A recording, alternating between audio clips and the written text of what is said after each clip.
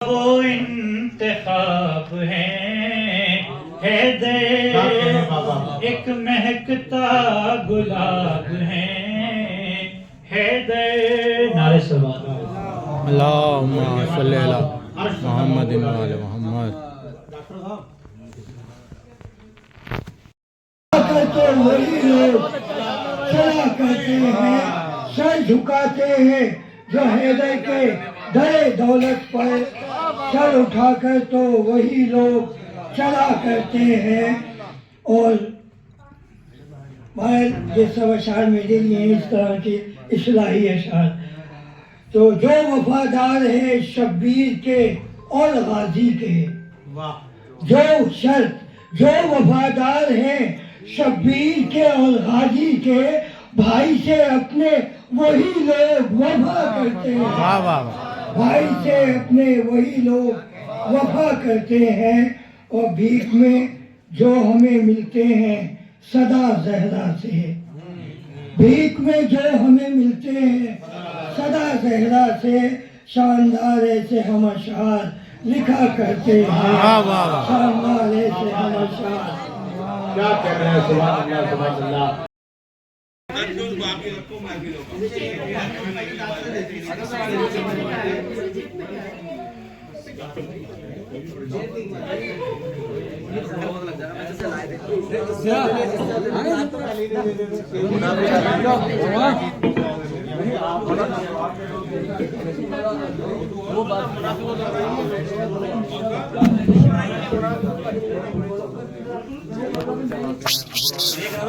آج کے دن کیا ہوا تھا کسی کو معلوم ہے؟ نہیں معلوم ہے، اسی لیے میں آیا ہوں بتانے آپ کو. آج کے دن مولا علی حضرت علی علیہ السلام کی پیدائش ہوئی تھی. اور وہ کہاں پہ ہوئی تھی؟ وہ کہاں پہ ہوئی تھی؟ خانہ کعبہ میں ہوئی تھی. ان کی جو امی تھی فاطمہ بنت اسد جو تھی، جب پیدائش کا موقع آنے والا تھا تو وہ ان کو حکم ہوا اللہ کا کہ آپ خانہ کعبہ میں جائیں. اب جب وہ خانہ کعبہ کی طرف گئیں تو خانہ کعبہ کی دیوار شک ہو گئی اپنے آپ.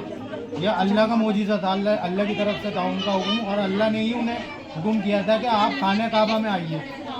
تو وہاں پر اور وہ نشان جو وہاں پر جو دیوار شک ہوئی تھی، وہ نشان آج تک کوئی مٹا نہیں پایا. آپ موبائل میں جن کے چلتا ہوگا دیکھتے ہوں گے تو بار بار ایک کونے میں وہ دکھاتے ہیں، بار بار اسے مٹاتے ہیں کہ وہ مٹ جائے کسی طریقے سے، وہ ختم ہو جائے. وہ ختم نہیں ہو سکتا کیونکہ وہ اللہ کی شان میں، اللہ نے بنایا تھا مولا علی کی شان میں. اور خانہ کعبہ میں ولادت حضرت علی علیہ السلام کے علاوہ کسی کی نہیں ہوئی. اور جو معجزات اور جو چیزیں کرامات اللہ نے مولا علی علیہ السلام کو دی تھی، وہ اسی لیے نہیں دی تھی، ان کی عبادتیں اور ان کے اسلام کے اوپر احسان تھے. جب رسول خدا صلی اللہ علیہ وآلہ وسلم نے اپنی رسالت کا اعلان کیا تھا اور اسلام کا اعلان کیا تھا، تو اس وقت انہوں نے دعوت ذوالعشیرہ دی تھی. دعوت ذوالعشیرہ کی تھی. انہوں نے لوگوں کو، اپنے اس زمانے کے جو لوگ تھے انہوں نے اکٹھا کیا، کھانا کھلایا انہیں. اور کھانا کھلانے کے بعد جب انہوں نے اسلام کی دعوت دی تو وہ سب اٹھ کے جو ہے وہ چلے گئے پہلے دن. ٹھیک ہے، جب وہ ایک دن چلے گئے پھر دوسرے دن انہوں نے دعوت دی. ذرا بیٹھ جائیے، آپ بیٹھ جائیے، سن لیجیے. اس کے بغیر اسلام پورا نہیں ہے. ادھر سے چلیے، اندر جانا. تو دوسرے دن دعوت دی انہوں نے، دوسرے دن بھی انہوں نے یہی کیا کہ سب چلے گئے. ان کا جو سردار تھا وہ تھا ابو لہب. قرآن شریف میں اس کے اوپر لعنت کی گئی ہے. قرآن شریف میں سورہ ہے، اس میں لعنت کی گئی ہے ابو لہب کے اوپر. تبت یدا ابو لہب. تو اس کے بعد تیسرے دن جب ہوا تو اس نے سب کو جو ہے کہا کہ چلو چلو چلو، اب چلو دعوت ہو گئی، چلو. تو حضرت علی علیہ السلام کے جو والد تھے جناب ابو طالب، انہوں نے انہیں سب کو بٹھا دیا کہ بولے بیٹھو، کیونکہ وہ سردار تھے اس زمانے میں. ان کی بات کو سنا سب نے، وہ بیٹھے. اس کے بعد جب رسول خدا صلی اللہ علیہ وسلم نے کہا کہ کون ہے میری مدد کرے گا جو اسلام کے لیے، اسلام کی فلاح و بہبودی کے لیے کون میری مدد کرے گا، تو کوئی نہیں کھڑا ہوا سوائے مولا علی علیہ السلام کے. اور انہوں نے یہ کہا کہ میری آخری سانس، خون کی آخری بوند تک میں آپ کے لیے اور اسلام کے لیے ہوں. تو انہوں نے اپنی پوری زندگی رسول خدا صلی اللہ علیہ وسلم نے اور حضرت علی علیہ السلام نے اسلام کے لیے قربان کر دی. اور مولا علی علیہ السلام کی جو شہادت ہوئی تھی رمضان کے مہینے میں 21 رمضان کو، تو وہ مسجد میں ہی ان کی سر پہ ضرب لگائی تھی، لعنت دی تھا اس نے.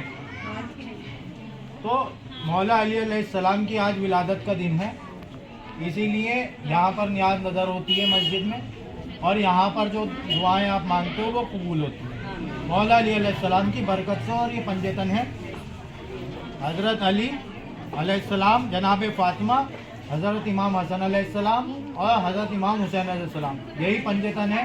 اور انہی کے صدقے میں اللہ نے پوری کائنات بنائی. اور جب ان کا نام آتا ہے تو درود شریف پڑھا جاتا ہے، اللہم صلی علی محمد و آل محمد.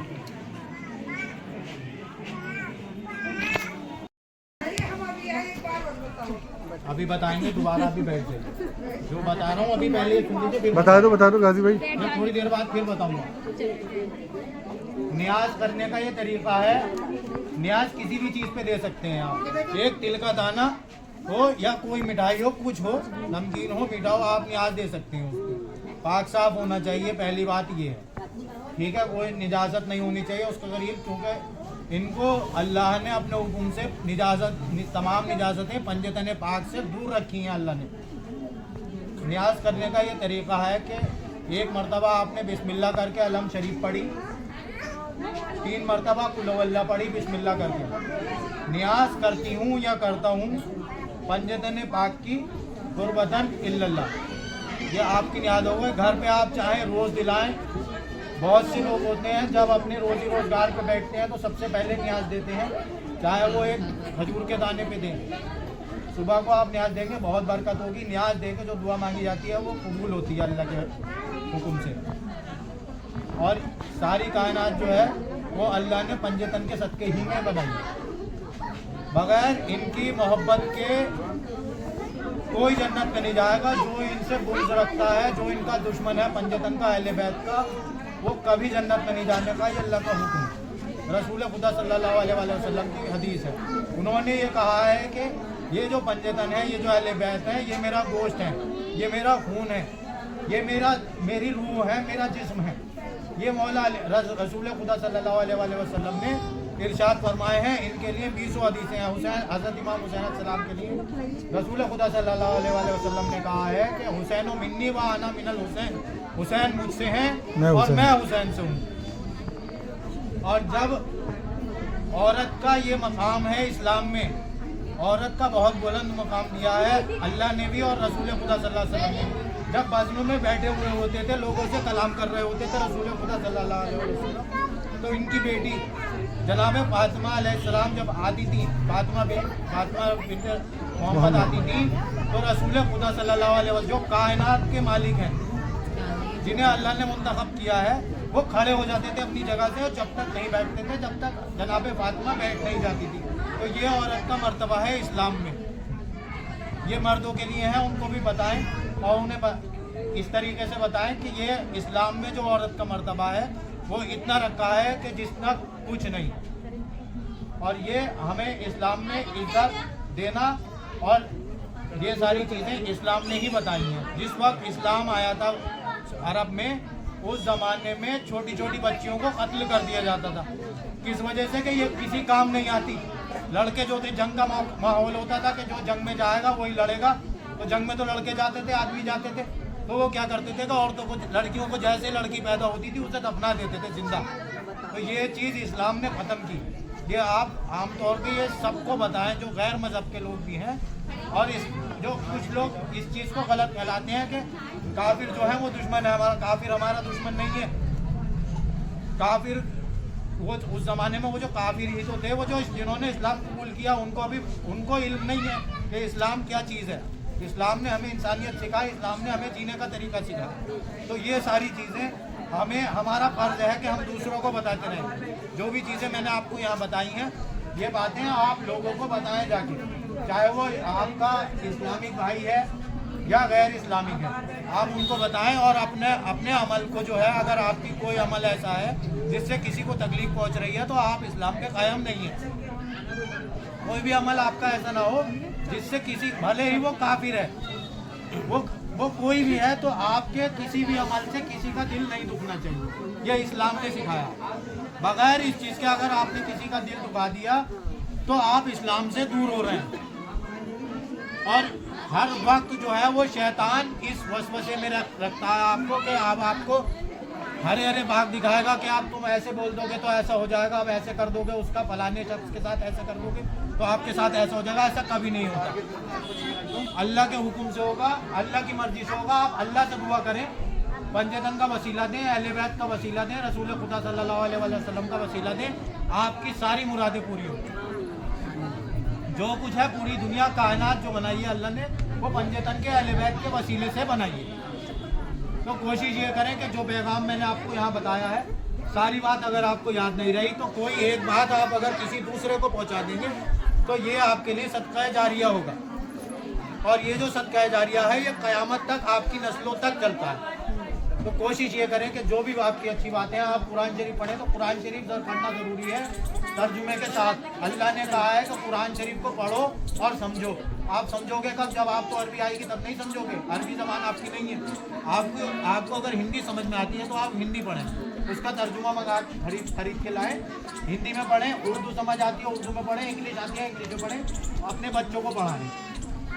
صرف عربی میں قرآن شریف کو پڑھ لینا، رٹ لینا جو ہے وہ اللہ نے نہیں بتایا۔ اللہ نے بتایا کہ آپ قرآن شریف کو سمجھیں۔ جب تک آپ سمجھیں گے نہیں تب تک آپ اسلام کو نہیں سمجھ پائیں گے۔ جب رسول خدا صلی اللہ علیہ وسلم اس دنیا سے رحلت کر رہے تھے تو انہوں نے ایک حدیث فرمائی کہ میں تمہارے بیچ میں دو گرا قدر چیزیں چھوڑے جا رہا ہوں، ایک کتاب جو اللہ کی ہے قرآن شریف، اور ایک اہل بیت۔ قرآن شریف جو ہے وہ لکھا ہوا ہے، وہ بتائے گا کیا ہے۔ اگر آپ کہیں دیکھ لیں گے کہ سیب لکھا ہے تو آپ کو یہ پتہ نہیں چلے گا کہ سیب کیا ہوتا ہے۔ آپ کو سیب تب تک پتہ نہیں چلے گا جب تک آپ اس کو سیب کی شکل میں نہیں دیکھ لیں گے۔ تو وہ دیکھنے کے لیے انہوں نے اہل بیت کو چھوڑا ہے۔ اور 12ویں امام مہدی آخری زمان علیہ السلام جو پردہ غیب میں ہیں، وہ رسول خدا صلی اللہ علیہ وسلم کے دشمنوں کو اور قاتلان امام حسین علیہ السلام کو اللہ کے حکم سے قیامت سے پہلے قتل کریں گے اور ان کا بدلہ لیں گے، اور جو بھی ان کے سپاہی بننا چاہتے ہیں انہیں اسلام کے اوپر پورا قائم رہنا ہوگا اور اہل بیت کی محبت کو اپنے دل میں رکھنا ہوگا۔ اہل بیت نے ہی سچا اسلام جو ہے وہ ہمیں دیا ہے۔ تو آپ کو اگر کوئی بھی بات ہے، کوئی بھی چیز پوچھنی ہوتی ہے تو آپ آگے بھی کوئی سوال ہو یہاں پر پوچھ سکتے ہیں، اور جو بھی میں نے آپ کو باتیں بتائی ہیں آپ وہ ساری چیزیں آگے اپنے بھائیوں کو، اپنی بہنوں کو اور اپنے بچوں کو اور دیگر پڑوسیوں کو وہ آپ پہنچاتے رہیں تاکہ آپ لوگوں کے لیے صدقہ جاریہ بنے۔ وآخر دعوانا